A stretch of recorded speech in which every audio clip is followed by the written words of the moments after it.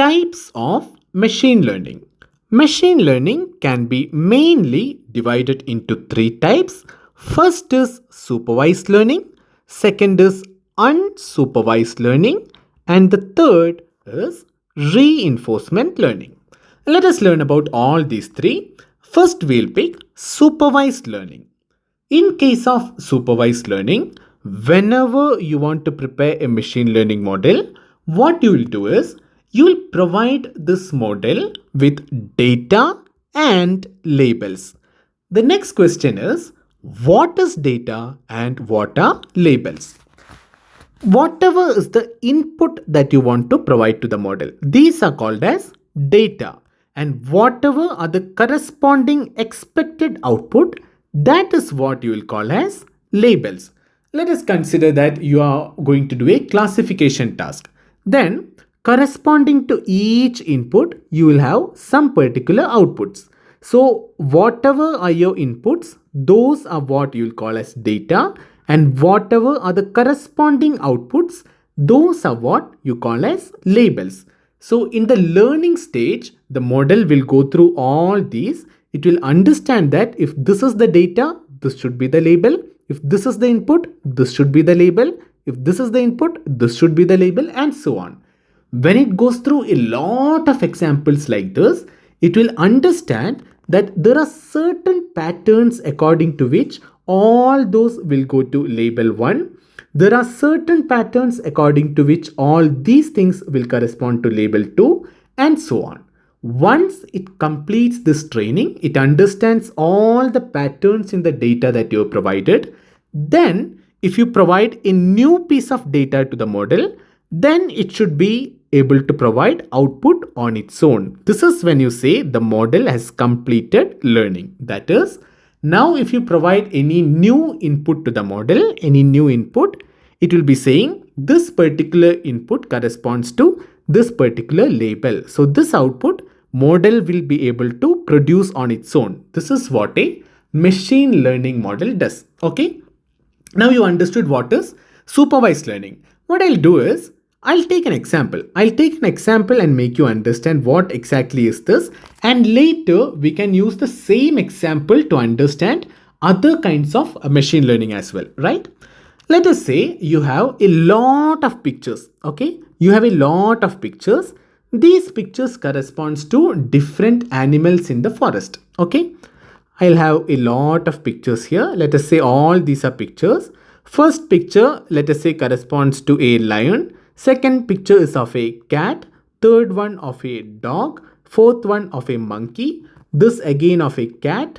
This of a lion. This also a lion. This is of a dog. This is a cat. This is a monkey, and so on. Let us say you have a lot of pictures and corresponding labels. So whatever I labeled here, lion, cat, dog, and so on, these are called as the corresponding labels. Now what happens is, when model looks through each of these photos, it will understand that this photo is the photo of a lion.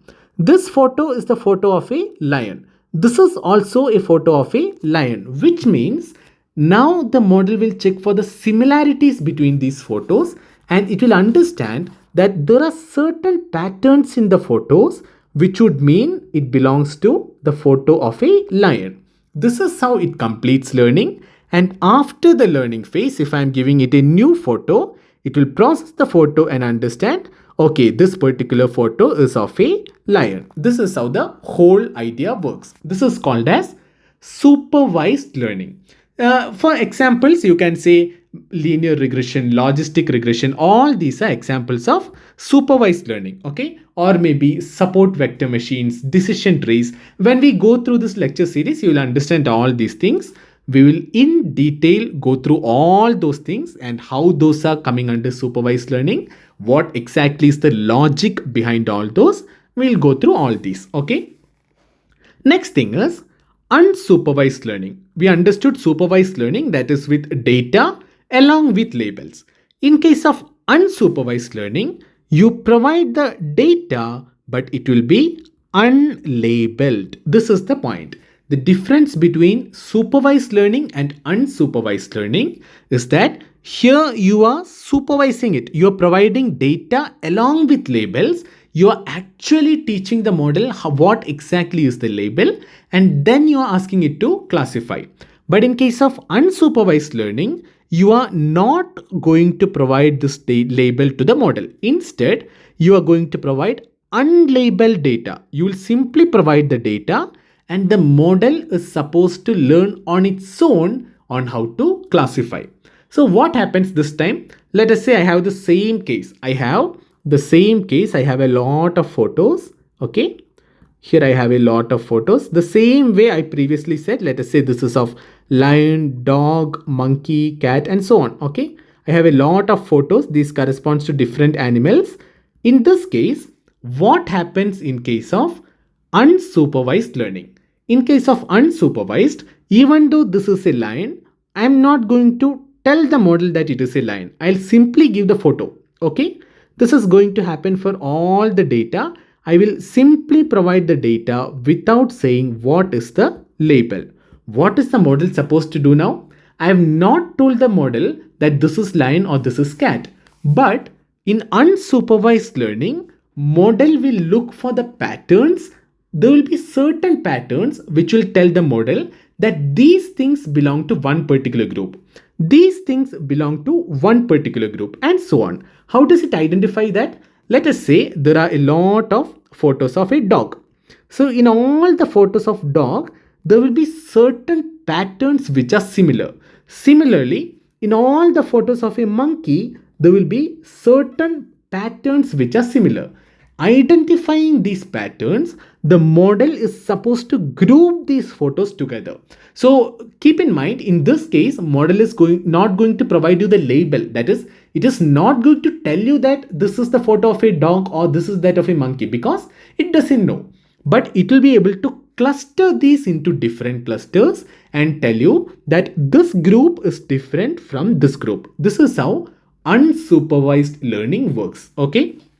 So in case of unsupervised learning, if you have a model, you want to train the model, you are not going to provide labels.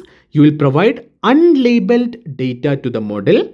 The model will go through this data. It will see for the patterns in data, and it will be used for clustering. So it will understand that these particular data belongs to one particular class. These particular data belong to one particular class. These belong to another class, and so on. This is the whole idea of unsupervised learning. So in case of unsupervised learning, you do not provide labels. This is the difference. Next thing is, so you understood that the main applications of this unsupervised learning, this will be in maybe in clustering or maybe in dimensionality reduction and so on. So dimensionality reduction, you'll understand when we reach in the lecture series, when we reach those topics, you will understand what exactly it is. Coming to supervised learning, you got a basic idea. Unsupervised learning also, you got a basic idea. Next thing is, what is reinforcement learning? This concept is slightly different from that of supervised and unsupervised learning. This time, you need not even provide any data upfront. This is not the idea at all. Instead, the model will actually interact with the environment, and in this interaction, it should understand how should it behave, how should it work, and from this understanding, model will learn certain things. Accordingly, for the new input, model will be reacting. So in case of supervised, you gave data and labels. In case of unsupervised, you gave only data which is unlabeled. And in case of reinforcement learning, you actually don't have to provide data or labels. Instead, you put this model into an environment. The model will on its own learn from the environment in a hit and trial method. Let us take an example. Let us say in the same forest, there is a cheetah. Okay, there is a cheetah or maybe a leopard. This leopard want to hunt some particular prey. If it is, let us say, a baby leopard, it's in the initial stages where it is learning how to hunt. How will this particular leopard hunt? Or let us take an even simpler case. Let us say there is a human being, a human child. This child wants to walk. How will this child learn how to walk? This is the basic question. You know, every single child will try this out, will try walking, it may fall, then it will understand that, okay, these things led me to this particular fall. Automatically, next time it will do certain small corrections, again some small corrections, and finally, one day it will learn how to walk.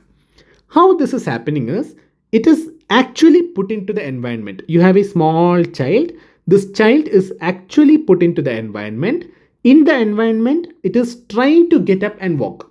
When it is trying to get up and walk, there may be many failed tries. Similarly, there may be many successful tries as well.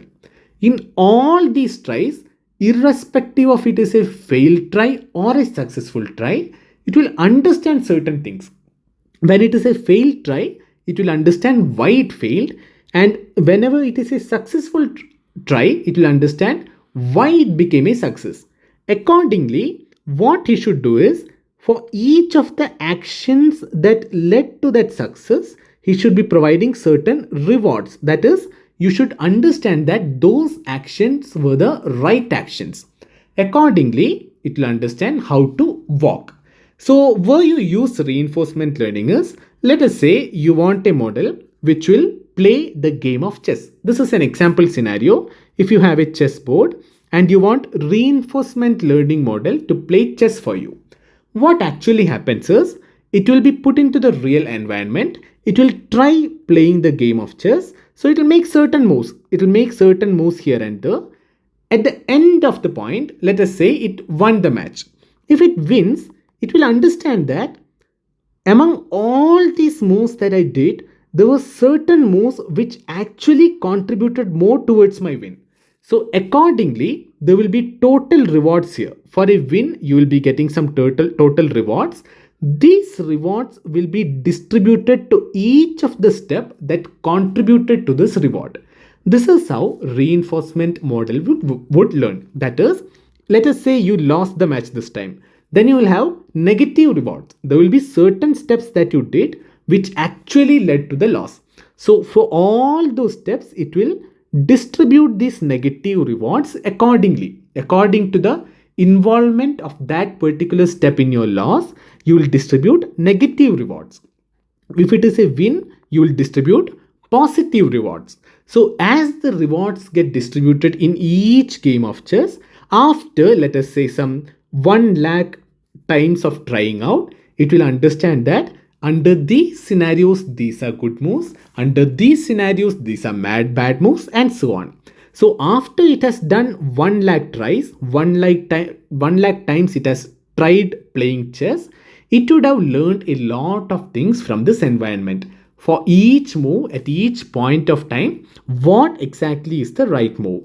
So without your providing any specific data, the model went to the environment, it tried it out, and it learned on its own based on the reward points on what are the good moves and what are the bad moves.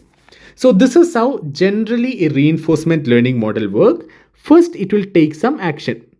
Based on this action, there will be some response from the environment. Response means it will tell you whether you succeeded or you failed.